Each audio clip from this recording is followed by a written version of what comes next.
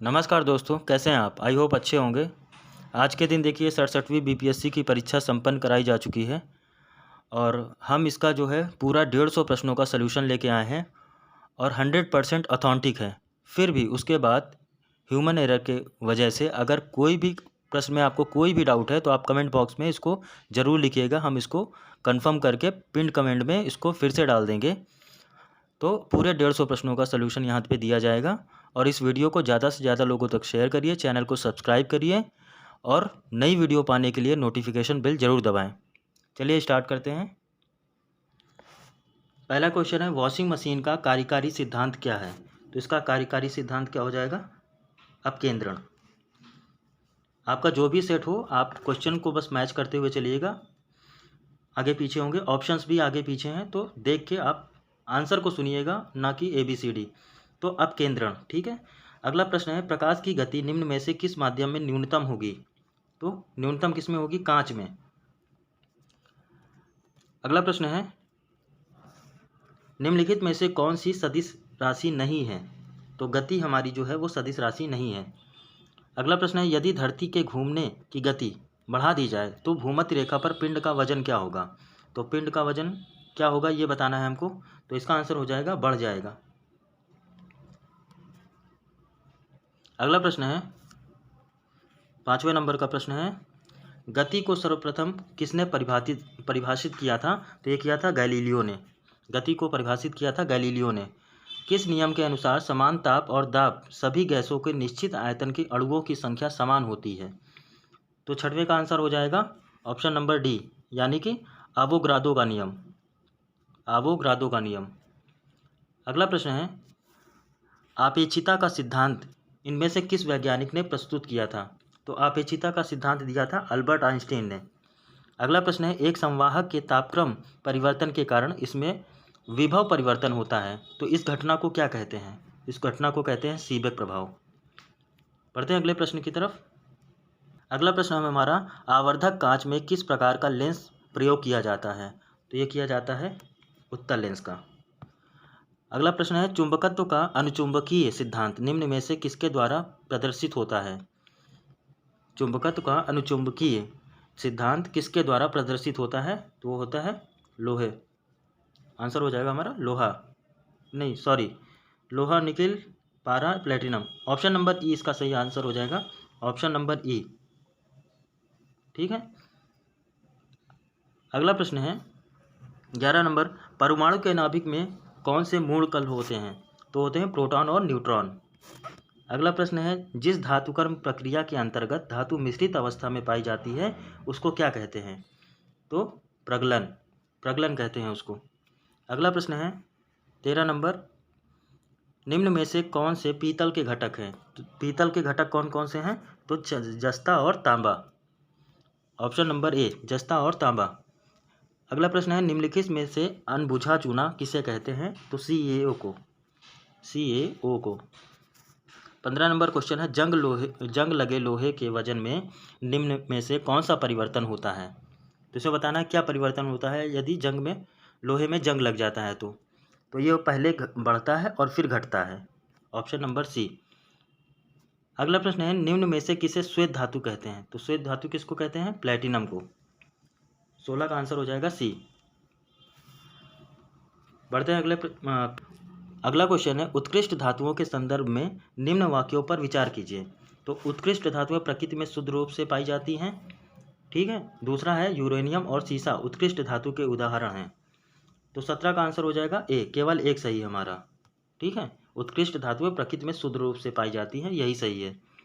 अगला प्रश्न है, निम्न में से कथनों पर विचार करना है। तो शुद्ध जल में नमक को घोलने से जल का क्वथनांक बढ़ जाता है और जल का हिमांक घट जाता है, ठीक, बिल्कुल सही है। अगला है, जल में जब मिथाइल अल्कोहल डालते हैं तो जल का क्वथनांक घट जाता है। दोनों सही है, तो ऑप्शन नंबर डी इसका सही आंसर हो जाएगा। बढ़ते हैं अगले प्रश्न की तरफ। 19वां प्रश्न है, बायोगैस का निम्न में से कौन सा अवयव प्रमुख है? तो मीथेन। अगला प्रश्न है 20 नंबर, निम्न में से किस रसायन के कारण पटाखा फूटने से चमकदार रंग, लाल रंग दिखाई देता है? पटाखा जब फूटता है तो किसके कारण जो है लाल रंग दिखाई देता है? तो स्ट्रेशियम के कारण। अगला प्रश्न है लवणता युक्त वातावरण प्रेमी पौधों को क्या कहते हैं? तो उसको कहते हैं लवण मृदोद्भिद। Option number D. अगला प्रश्न है हाँ, कवक पौधों में नहीं पाया जाता है। तो कैसे कवक पौधों में नहीं पाया जाता है? तो इनमें से क्या नहीं, ऑक्सीजन और कार्बन डाइऑक्साइड, पर्णहरित या सूर्य का प्रकाश। तो इसमें क्या नहीं पाया जाएगा? तो पर्णहरित नहीं पाया जाता, क्लोरोफिल नहीं पाया जाता है कवक पौधों में। परागण की सुपरिभाषा क्या है? तो परागण की परिभाषा बतानी है तो परागण की परिभाषा हो जाएगी परागकण का पराग केसर से क्लोम छिद्र स्थानांतरित होने की क्रिया। यही हमारा आंसर है। 23 का आंसर हो जाएगा ए। बढ़ते हैं अगले प्रश्न की तरफ। अगला प्रश्न है पौधे अपना पोषक तत्व मुख्यतः किससे प्राप्त करते हैं? तो ये प्राप्त करते हैं, देखिए, पर्णहरित, वायुमंडल, प्रकाश, मृदा, तो उपयुक्त में से एक से अधिक। ठीक है। अगला प्रश्न है पाइन, फर, स्प्रूस, सेडार, लार्च और साइप्रस आदि मशहूर लकड़ी उत्पादक पौधों में से बहुत से भारत के पहाड़ी क्षेत्रों में पाए जाते हैं। तो ये सभी क्या कहलाते हैं? तो ये कहलाते हैं अनावृत बीजी। अगला प्रश्न है निम्नलिखित जोड़ों को सुमेलित करना है। स्कर्वी, थाइमिन, ये मलेरिया, तो ये इसका मलेरिया आंसर हो जाएगा, मलेरिया क्लोरोकिन। ठीक है। अगला प्रश्न है 26 नंबर हो गया। 27 नंबर पे है लाल रक्त कणिका विहीन जंतु है, तो केचुआ। Option number B. अगला प्रश्न है 28वां कार्बोहाइड्रेट के अपघटनोपरांत अंतिम रूप से क्या बनता है? तो ये बताना है, तो इसका आंसर हो जाएगा ग्लूकोज। कार्बोहाइड्रेट के अपघटनोपरांत अंतिम रूप से ग्लूकोज बनता है। अगला प्रश्न है अधिकतर एंजाइम होते हैं, तो क्या होते हैं? प्रोटीन होते हैं अधिकतर एंजाइम। 30वां प्रश्न है किस वैज्ञानिक चिकित्सक ने पहली बार टीकाकरण की शुरुआत की? तो यह की थी एडवर्ड जेनर ने। Option number D, Edward Jenner. अगला प्रश्न है 31वां नंबर प्रश्न हमारा है जुलाई 2022 में किस देश के पूर्व प्रधानमंत्री शिंजो आबे की चुनाव अभियान के दौरान गोली मारकर हत्या कर दी गई थी? तो कहाँ के थे? जापान के प्रधानमंत्री थे शिंजो आबे।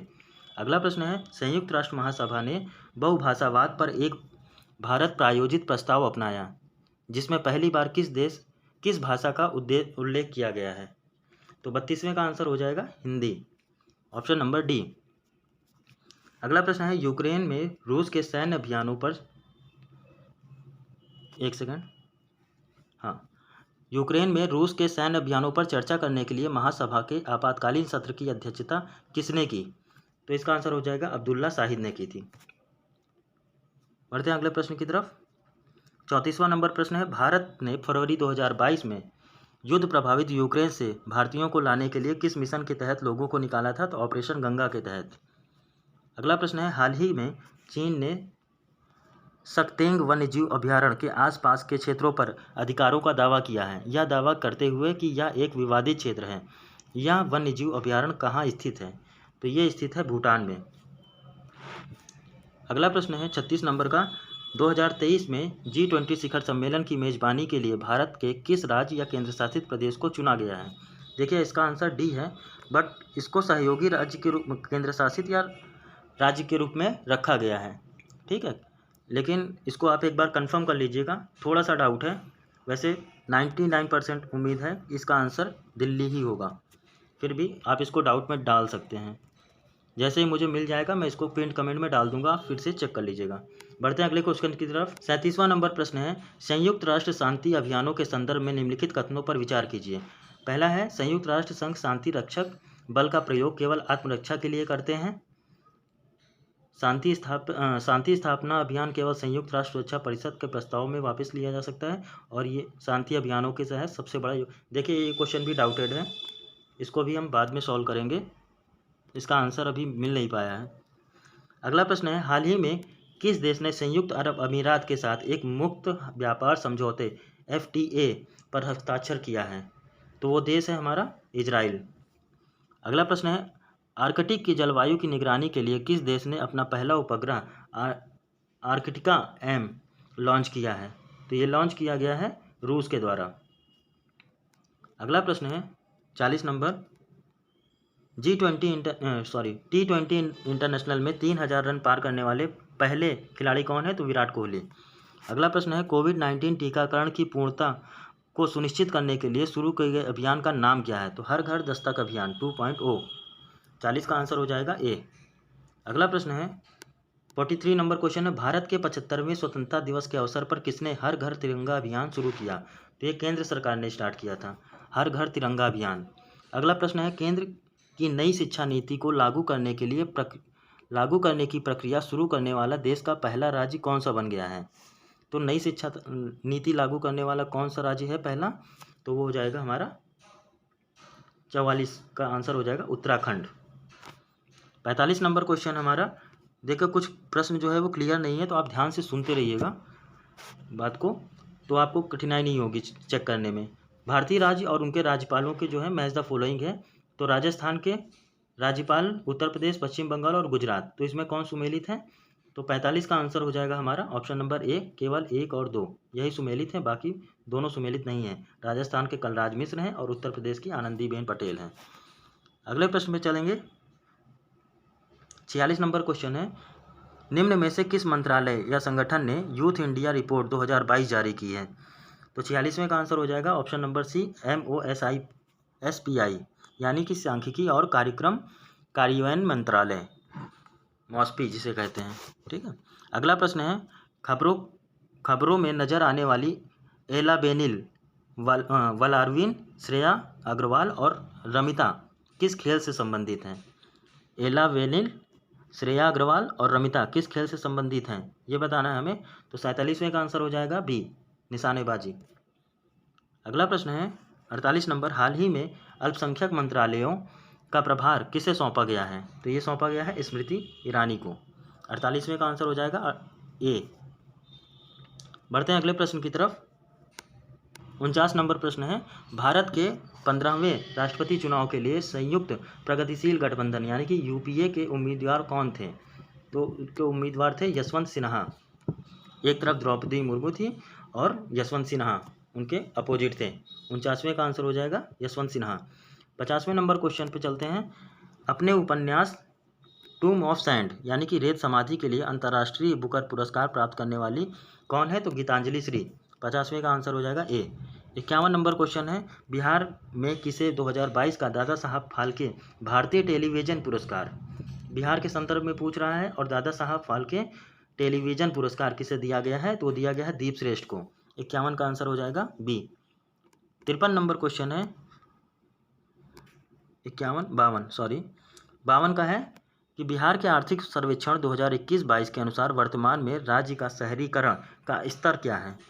तो राज्य का शहरीकरण स्तर है हमारा 15.3%। अगला प्रश्न है, बिहार के खादी ब्रांड एम्बेसडर कौन है? तो ये कौन है? Manoj Tiwari, option number C. 54 number question है, सीता माता की विश्व की सबसे लंबी मूर्ति 251 मीटर निर्माण बिहार के किस जिले में किया जा रहा है? तो 54 का आंसर हो जाएगा ऑप्शन नंबर बी, सीतामढ़ी में। बढ़ते हैं अगले प्रश्न की तरफ। देखिए, बताना है कि बिहार के राज्यपाल कौन है, मुख्य न्यायाधीश, मुख्यमंत्री और बिहार के मुख्य चुनाव अधिकारी, ये हमें बताना है। तो 55वें का आंसर हो जाएगा हमारा ऑप्शन नंबर सी। ठीक है, यानी कि बिहार के राज्यपाल हमारे हैं फागू चौहान, और बी मुख्य न्यायाधीश हमारे कौन है? बिहार के मुख्य न्यायाधीश, बी का हो जाएगा श्री संजय करोल। ठीक है, बिहार के मुख्यमंत्री श्री नीतीश कुमार और बिहार के मुख्य चुनाव आयुक्त HR श्रीनिवास। तो ऑप्शन नंबर सी हमारा करेक्ट हो जाएगा। बढ़ते हैं अगले प्रश्न की तरफ। बिहार में ऑपरेशन प्रहार से संबंधित है, किससे संबंधित है ऑपरेशन प्रहार? तो ये शराबबंदी से संबंधित है। बढ़ते हैं अगले प्रश्न की तरफ। 57 नंबर प्रश्न हमारा है, बिहार में ऋतिक आनंद ने ब्राजील में आयोजित 24वें समर डेफ बैडमिंटन ओलंपिक में भारत के लिए कौन सा पदक जीता? तो ये जीता था उन्होंने गोल्ड मेडल यानी कि स्वर्ण पदक। ऑप्शन नंबर ए सही हो जाएगा। अगला प्रश्न है, हाल ही में बिहार में किस स्थान पर उत्तर भारत का पहला बर्ड रिंगिंग स्टेशन खोला गया है? तो ये खोला गया है हमारा भागलपुर में, option number A Bhagalpur. 59 number question है, निम्न में से किसे बिहार में गिद्ध संरक्षण योजना शुरू की? तो कहाँ शुरू की गई है? तो वाल्मीकि टाइगर रिजर्व में। ठीक है, 59 का आंसर हो जाएगा 59 का सी। सुनंदिनी कार्यक्रम किससे संबंधित है? सुनंदिनी कार्यक्रम है आंगनबाड़ी कार्यकर्ताओं से संबंधित, ऑप्शन नंबर ए। बढ़ते हैं अगले प्रश्न की तरफ। अगला प्रश्न है, प्रथम बौद्ध महासभा कहाँ आयोजित हुई थी? तो राजगृह में। Option number B.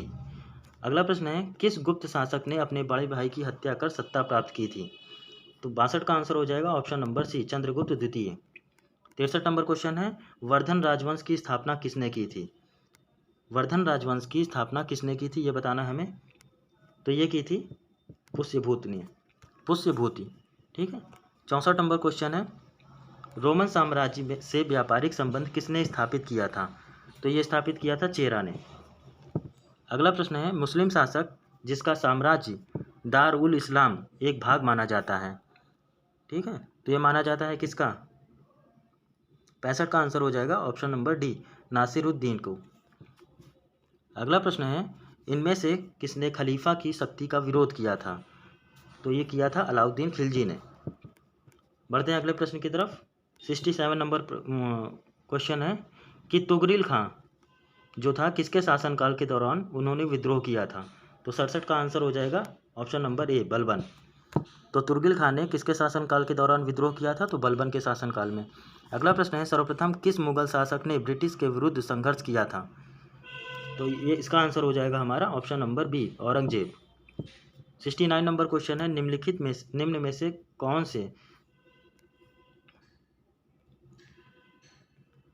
निम्न में से कौन से सामाजिक सुधार विलियम बेंटिंक ने प्रारंभ किए थे? ये बताना है हमको। तो सती प्रथा का उन्मूलन किया था, दास प्रथा का उन्मूलन उन्होंने नहीं किया था, धर्म परिवर्तन के कारण अयोग्यता के प्रावधान को हटाना ये भी था, और ठगों से संबंधित गिरोहों का दमन ये भी। तो ऑप्शन नंबर बी 1, 3, 4 ये हमारा करेक्ट आंसर हो जाएगा। बढ़ते हैं अगले प्रश्न की तरफ। क्वेश्चन नंबर 70, किसने सिंध विजय पर उसका अधिकरण किया? किसने जो है सिंध विजय पर अधिकरण किया था? तो नेपियर ने। ऑप्शन नंबर सी, भारत में प्रथम जनगणना किस वर्ष हुई थी? तो 1872 में, लॉर्ड मेयो के शासनकाल में। अगला प्रश्न है 69 नंबर 69 हो गया था, 72 सुखदेव, भगत सिंह और राजगुरु को किस तारीख को फांसी दी गई? तो 23 मार्च 1931 को। अगले प्रश्न पे चलते हैं।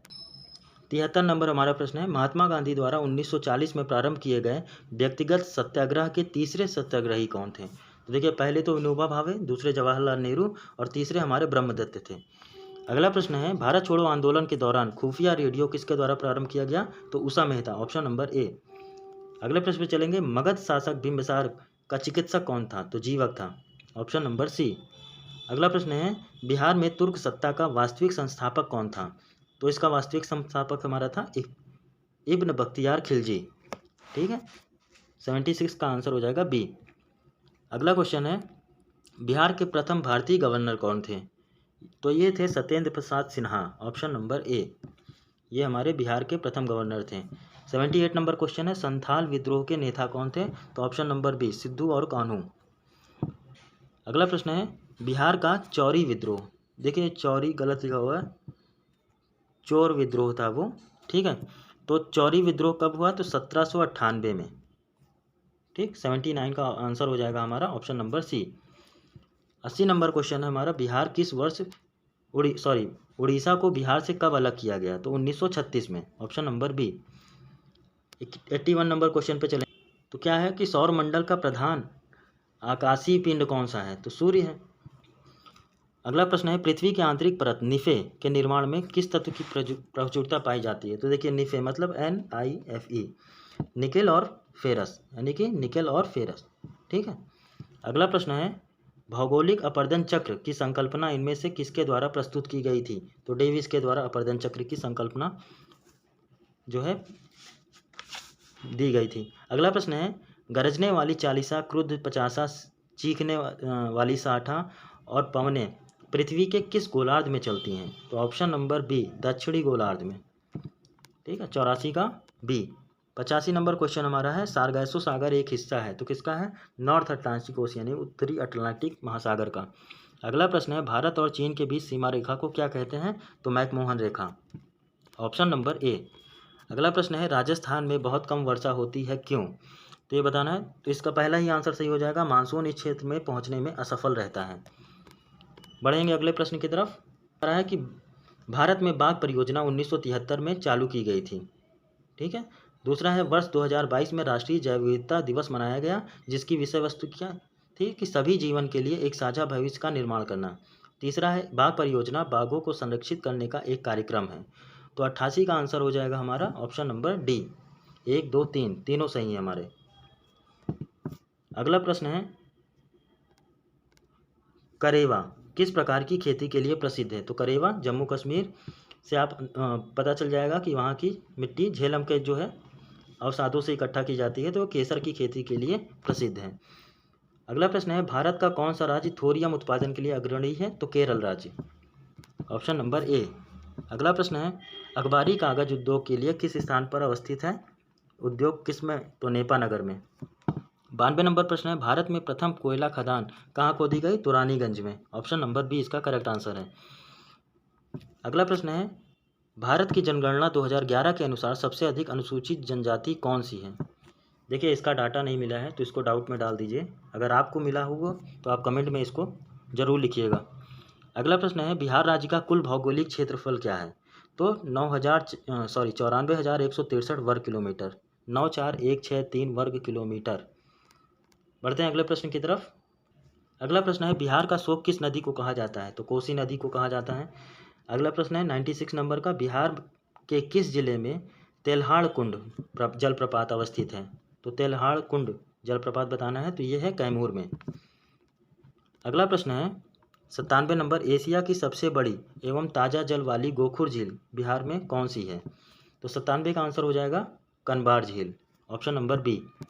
अगला प्रश्न है, बिहार के किस जिले में सबसे अधिक सोने का भंडार मिला है? तो 98 का आंसर हो जाएगा हमारा Jamui, option number B. Bihar के किस जिले में को जो है वो सिल्क सिटी के नाम से जाना जाता है? तो भागलपुर को। अगला प्रश्न है 100 नंबर, भारत की जनगणना 2011 के अनुसार बिहार में महिला साक्षरता कितनी है? तो 51.50, ठीक है, यानी कि 51.5%। बढ़ेंगे अगले प्रश्न की तरफ। अगला प्रश्न हमारा है कि 2022 के भारत के 16वें उपराष्ट्रपति चुनाव के लिए निर्वाचक मंडल के कितने सदस्य थे, ये बताना हमें। तो देखिए इनमें से कोई भी आंसर जो है मैच नहीं हो रहा है। वैसे 780 थे, तो ऑप्शन नंबर ई हमारा हो जाएगा करेक्ट, 780 थे, ठीक है। अगला प्रश्न है, भारत का राष्ट्रपति कितनी बार पुनः चुनाव के लिए पात्र होता है? तो कितनी भी बार, कोई लिमिट नहीं है। लोकसभा में सामान्यतः कितने सत्र होते हैं? तो 3 सत्र होते हैं लोकसभा में, ठीक है। 103 का आंसर हो जाएगा ऑप्शन नंबर ए 3। 104 नंबर हमारा प्रश्न है, स्वतंत्र भारत के प्रथम विधि आयोग के अध्यक्ष कौन थे, ये बताना है हमें। तो 104 का आंसर हो जाएगा श्री MC सेतलवाद, ठीक है। 105 नंबर प्रश्न है, भारत में यदि एक राज्य एक चुनाव लागू किया जाता है तो भारतीय संविधान के किस अनुच्छेद में संशोधन की आवश्यकता रहेगी? तो इसका आंसर हो जाएगा ऑप्शन नंबर ई। बढ़ेंगे अगले प्रश्न की तरफ। 106 नंबर, किस राज्य में पंचायत व्यवस्था नहीं है? तो इसका भी आंसर हो जाएगा ऑप्शन नंबर ई। अगला प्रश्न है 107 नंबर, प्रत्येक राज्य में लोकसभा की सीटों के निर्धारण परिसीमन आयोग द्वारा किया जाता है। इस परिसीमन को किस वर्ष तक रोक दिया गया है? तो 2026 तक, ऑप्शन नंबर सी इसका करेक्ट आंसर है। देखिए सर्वोच्च न्यायालय एक है, तो क्या है इनमें से, ये बताना है। तो सर्वोच्च न्यायालय एक संघीय न्यायालय है, यही आंसर हमारा सही हो जाएगा, ऑप्शन नंबर ए। अगला क्वेश्चन है 109 नंबर, पंचायतों की वित्तीय स्थिति की समीक्षा के लिए राज्य सरकार प्रत्येक 5 वर्षों में क्या गठित करती है?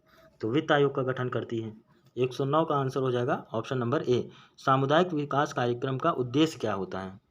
तो 110 का आंसर हो जाएगा हमारा ऑप्शन नंबर ई, आर्थिक विकास, मानव पूंजी का निर्माण और पर्यावरण संरक्षण, ठीक है। बढ़ेंगे अगले प्रश्न की तरफ। 111 नंबर प्रश्न हमारा प्रश्न है कि NSSO के 68वें दौर के आधार पर गरीबी अनुमानों के बारे में कौन सा कथन सत्य नहीं है, यह हमें बताना है। तो इसका आंसर हो जाएगा हमारा ऑप्शन नंबर डी। भारत की 33.35% जनसंख्या गरीबी रेखा से नीचे जीवन यापन कर रही है, ये स्टेटमेंट हमारा गलत है, यही सही नहीं है, ठीक है। बढ़ेंगे अगले प्रश्न की तरफ। 112 नंबर प्रश्न है, निम्न में से कौन सा भारत में सूक्ष्म उद्योग के आंशिक रूप से परिभाषित किया गया है? तो इसका आंसर हो जाएगा संयंत्र और मशीनरी का उपकरण 1 करोड़ से अधिक का निवेश नहीं होना चाहिए। अगला प्रश्न है, प्रधानमंत्री कृषि सिंचाई योजना के बारे में निम्न में से कौन सा कथन गलत है? तो ये हमें बताना है। तो 113 का आंसर हो जाएगा जल भृतों के पुनर्भरण की वृद्धि, यही हमारा गलत है। अगला प्रश्न है 114 नंबर, भंडारी समिति किससे संबंधित है? तो ये क्षेत्रीय ग्रामीण बैंकों के पुनर्संरचना से संबंधित है। 114 का आंसर हो जाएगा ऑप्शन नंबर डी। अगला प्रश्न है राष्ट्रीय पेंशन योजना से संबंधित सही कथन बताना है इनमें से। तो 115 का आंसर हो जाएगा हमारा ऑप्शन नंबर ए। एनपीएस के पेंशन फंड नियामक और विकास प्राधिकरण द्वारा विनियमित किया जाता है, यही हमारा आंसर बिल्कुल सही है। अगला प्रश्न है 116 नंबर, निम्न में से कौन सा भारत के बजट 2022-23 की प्राथमिकताओं में सम्मिलित नहीं है? तो इसका आंसर हो जाएगा विनिवेश, इसमें सम्मिलित नहीं है। बाकी पीएम गति शक्ति, समावेशी विकास और निवेश और उदीयमान अवसर, ये सारे हमारे समाहित हैं उसमें। अगला प्रश्न है वित्तीय वर्ष 2021-22 में भारत में टैक्स जीडीपी अनुपात क्या है? तो 117 का आंसर हो जाएगा हमारा 11.7%।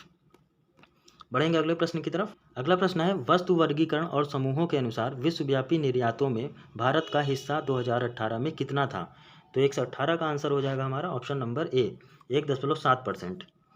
अगला प्रश्न है चतुर्थ अग्रिम अनुमान के अनुसार वर्ष 2020-21 में भारत में गेहूं का कुल उत्पादन किया गया, ये किया गया था 109.5 मिलियन टन। ये चौथे अग्रिम अनुमान की बात कर रहा है, ठीक है। अगला प्रश्न है जीवंत ग्राम कार्यक्रम से संबंधित सही कथन का चुनाव करना है। तो 120 का आंसर हो जाएगा ऑप्शन नंबर डी, या उत्तरी सीमा और सीमावर्ती गांवों के विकास के लिए है जीवंत ग्राम कार्यक्रम। अगला प्रश्न है 121 नंबर, बिहार के आर्थिक सर्वेक्षण 2021-22 के अनुसार गलत कथन बताना है हमें। तो 121 का आंसर हो जाएगा ऑप्शन नंबर ई। अगला प्रश्न है 122 नंबर, शहरीकरण के बढ़ते स्तर को अनुसार जो है बिहार के जिलों को क्रम में सजाना है। तो 122वें का आंसर हो जाएगा हमारा नालंदा, मुंगेर और पटना, यही सही है, ऑप्शन नंबर ए करेक्ट है। वित्तीय वर्ष 2022-23 के लिए राजकोषीय घाटा, एक सेकंड थोड़ा सा बड़ा कर देते हैं, अब देखिएगा 2022-23 के हिसाब से राजकोषीय घाटा बिहार के जीडीपी का कितना है, जीएसडीपी का, तो वो है हमारा 123 का आंसर हो जाएगा ऑप्शन नंबर सी, 3.47%। ठीक है। 124 नंबर क्वेश्चन हमारा है कि वह विकल्प चुनिए जो बिहार की सतत निश्चय भाग 2 योजना का हिस्सा नहीं है। तो इसका आंसर हो जाएगा सभी के लिए वायुमार्ग, यही हमारा नहीं है। अगला प्रश्न है 125 नंबर, प्रति व्यक्ति आय के अवरोही क्रम में बिहार राज्य के जिलों का सही क्रम बताना है। तो इसका आंसर हो जाएगा हमारा नवादा, किशनगंज, पूर्वी चंपारण, अररिया और Sheohar, option number A he correct है। अगला प्रश्न है सीमांत गांधी के नाम से जानते हैं किसको? तो अब्दुल गफ्फार खां को। अगला प्रश्न है झांसी की रानी लक्ष्मीबाई की मृत्यु कहाँ हुई थी? तो ये हुई थी ग्वालियर में। अगला प्रश्न है 128 नंबर, बंगाल विभाजन के विषय में किसने कहा था कि विभाजन हमारे ऊपर बम की तरह गिरा है? तो इसका आंसर हो जाएगा सुरेंद्र नाथ बनर्जी ने। अगला प्रश्न है सरदार उधम सिंह ने किसको मारा था? सरदार उधम सिंह ने किसको मारा था? माइकल ओ डायर को। ठीक है, 129 का ऑप्शन नंबर सी। अगला प्रश्न है 130 नंबर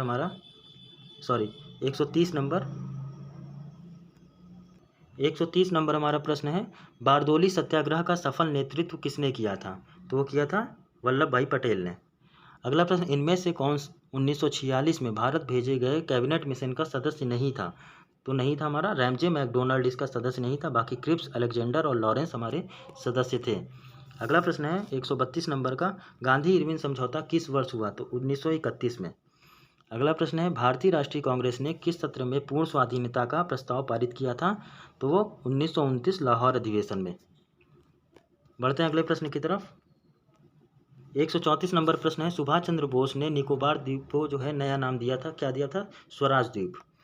बढ़ेंगे अगले प्रश्न की तरफ। फरवरी 1922 में पुलिस चौकी में आग लगाने की घटना से संबंधित चौरी चौरा किस राज्य में है? तो वो उत्तर प्रदेश में है, उत्तर प्रदेश के गोरखपुर में। ठीक है।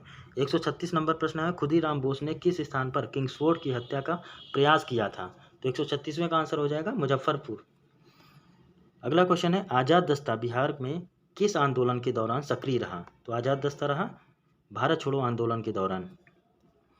बढ़ेंगे अगले प्रश्न की तरफ। 138 नंबर हमारा प्रश्न है 1946 में गठित अंतरिम सरकार की मंत्रिमंडल में श्रम विभाग जो है वो किसको सौंपा गया था? तो वो था जगजीवन राम जी को। 139 नंबर प्रश्न है 1942 में किस त्यौहार के अवसर पर जयप्रकाश नारायण हजारीबाग जेल से निकल भागे थे? तो वो दिन था दीपावली का। 139 का आंसर हो जाएगा हमारा डी। अगला प्रश्न है, डॉक्टर राजेंद्र प्रसाद को संविधान सभा का सभापति चुना गया तो कब? दिसंबर 1946 को। 140 का आंसर हो जाएगा ऑप्शन नंबर डी। बढ़ेंगे अगले प्रश्न की तरफ। अब ये लास्ट के 10 क्वेश्चन जो है मैथ के हैं, तो मैं इसका आपको आंसर बता दे रहा हूँ, बाकी आप इसको मैच कर लीजिए। पहला प्रश्न है, 150 प्रति दर्जन की दर से संतरे बेचने पर जो है शशि को 25% की हानि होती है और 20% का लाभ पाने के लिए उसे किस दर पर बेचना होगा? तो इसका आंसर हो जाएगा 240 रुपये प्रति दर्जन के हिसाब से। 141 का आंसर हो जाएगा हमारा ऑप्शन नंबर सी। अगला प्रश्न है, एक समचतुर्भुज के विकर्णों की लंबाई 10 सेंटीमीटर और 24 सेंटीमीटर है, तो इसका परिमाप क्या होगा? तो इसका परिमाप होगा 52 सेंटीमीटर।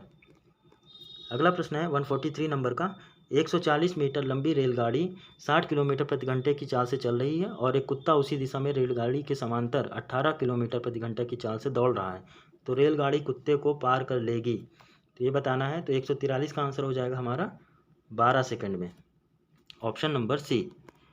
अगला प्रश्न है 144 नंबर, एक घड़ी सुबह ठीक 6 बजे सेट की जाती है। यह घड़ी 24 घंटे में 10 मिनट आगे बढ़ जाती है। जब दूसरे दिन यह घड़ी 11 बजे पूर्वाह्न इंगित करती है तो सही समय क्या होगा, ये हमको बताना है। तो इसका आंसर हो जाएगा हमारा 10:48। अगला प्रश्न है, 5 और 6 के बीच किस समय घड़ी की दोनों सुइयाँ एक साथ होंगी? तो ये होंगी हमारा 5:27 सही 3/11 में। 146 नंबर प्रश्न हमारा है कि अनिल और सुमन मिलकर किसी काम को 12 दिन में करते हैं, तो जिसमें अनिल अकेला 20 दिन में काम कर सकता है। यदि सुमन को अकेले यह काम करना पड़े तो वह कितना टाइम लेगी, यह हमको बताना है। तो 146 का आंसर हो जाएगा ऑप्शन नंबर डी, 30 दिन में। अगला प्रश्न है, 55 अभ्यर्थियों की एक कक्षा में 34 को क्रिकेट खेलना पसंद है, 26 को बैडमिंटन, साथ ही प्रत्येक विद्यार्थी 2 खेलों कम से कम एक खेल जरूर पसंद करता है, तो कितने विद्यार्थी क्रिकेट और बैडमिंटन दोनों खेलना पसंद करते हैं? तो 147 का आंसर हो जाएगा 5, ऑप्शन नंबर सी। वो दो प्राकृतिक संख्याएं कौन सी हैं जिनका गुणनफल 2400 और वर्गों का योगफल 5200 है? तो ये संख्या हो जी 60 और 40। अगला प्रश्न है कि 100 और 500 के बीच कितनी संख्याएं 4, 5, 6 से विभाज्य होंगी? तो 7 संख्याएं विभाज्य होंगी। अगला प्रश्न है, 70 किलोग्राम के मिश्रण में बालू और सीमेंट का अनुपात 4:1 है, तो मिश्रण का कितना बालू और मिला दिया जाए कि उसके बालू और सीमेंट का अनुपात 6:1 हो जाए? तो 28 किलोग्राम और मिला दिया जाएगा, तो उसका अनुपात जो है 6:1 हो जाएगा। तो ये रहे 150 क्वेश्चन, आप इसको मैच कर लीजिए और कट ऑफ के बारे में आप अपना आंसर मैच करके कमेंट बॉक्स में आप अपने मार्क्स ज़रूर डाल दीजिएगा, क्वेश्चन डाल दीजिएगा कि इतने क्वेश्चन हमारे सही हैं। उसके बाद हम जो है कट ऑफ पर डिस्कस करेंगे। तो आई होप आपको वीडियो अच्छी लगी होगी, तो इसे ज़्यादा से ज़्यादा लोगों तक शेयर करें, चैनल को सब्सक्राइब करें। Thank you so much.